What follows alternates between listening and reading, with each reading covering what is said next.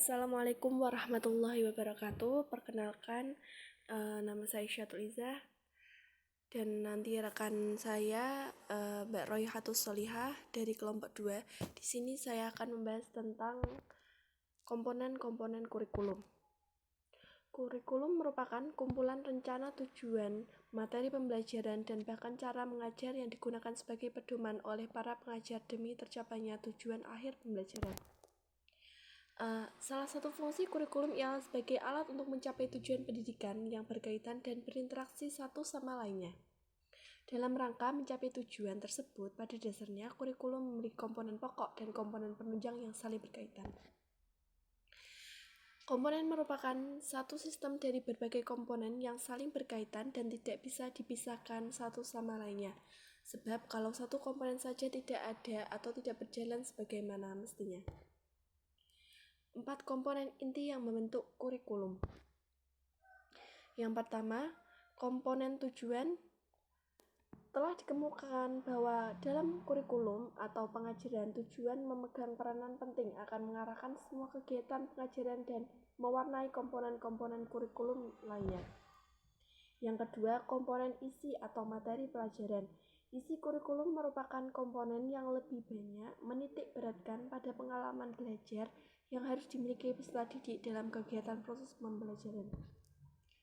Yang ketiga, komponen metode atau strategi. Komponen metode ini berkaitan dengan strategi yang harus dilakukan dalam rangka pencapaian upaya untuk mengimplementasikan rencana yang sudah disusun dalam kegiatan nyata agar tujuan yang telah disusun tercapai secara optimal. Yang keempat atau komponen evaluasi. Pengembangan kurikulum merupakan proses yang tidak pernah berhenti. Proses tersebut meliputi perencanaan, implementasi, dan evaluasi. Merujuk pada pendapat tersebut, maka dalam konteks pengembangan kurikulum, evaluasi merupakan bagian yang tidak dapat dipisahkan dalam pengembangan kurikulum itu sendiri. Ya, selanjutnya akan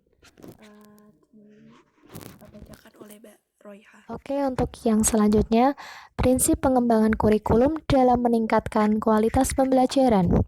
Pengembangan kurikulum menggunakan prinsip-prinsip yang telah berkembang dalam kehidupan sehari-hari atau justru menciptakan prinsip-prinsip baru.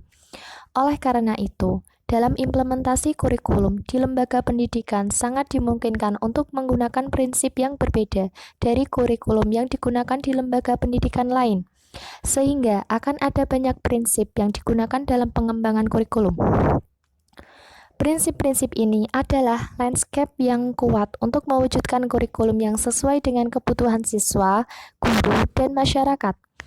Prinsip khusus pengembangan kurikulum adalah berkaitan dengan tujuan pendidikan, prinsip yang berkaitan dengan pemilihan konten pendidikan, prinsip yang berkaitan dengan pemilihan proses belajar mengajar, prinsip yang berkaitan dengan pemilihan media dan alat belajar, dan prinsip yang berkaitan dengan pemilihan kegiatan penilaian. Menurut Hernawan D. Sudrajat, menyarankan 5 prinsip dalam pengembangan kurikulum. Yang pertama, prinsip relevansi. Secara internal, kurikulum memiliki relevansi antara komponen kurikulum atau tujuan, bahan, strategi, organisasi, dan evaluasi. Yang kedua, prinsip fleksibilitas. Pengembangan kurikulum berupaya agar hasilnya fleksibel dalam implementasinya, memungkinkan penyesuaian berdasarkan situasi dan kondisi tempat dan waktu yang selalu berkembang, serta kemampuan dan latar belakang siswa. Peran kurikulum di sini sangat penting terhadap perkembangan siswa. Untuk itu, prinsip fleksibel ini harus benar-benar diperhatikan sebagai penunjang untuk meningkatkan mutu pendidikan. Yang ketiga, prinsip kontinuitas, yakni adanya kesinambungan dalam kurikulum, baik secara vertikal maupun secara horizontal.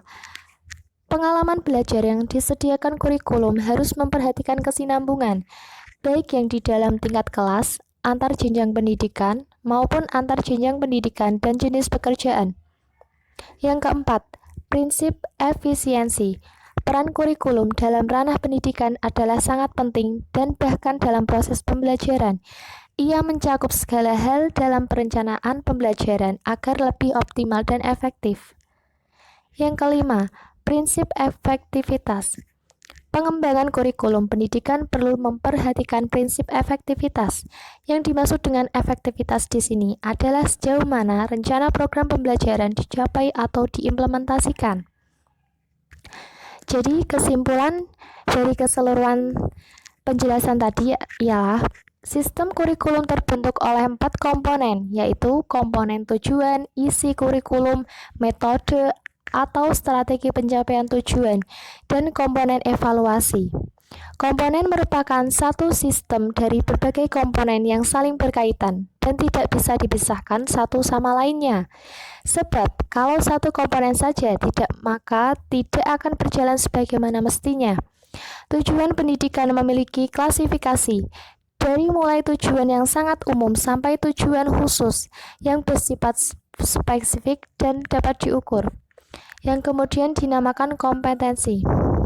Terima kasih, semoga bermanfaat. Sekian dari kami. Wassalamualaikum warahmatullahi wabarakatuh.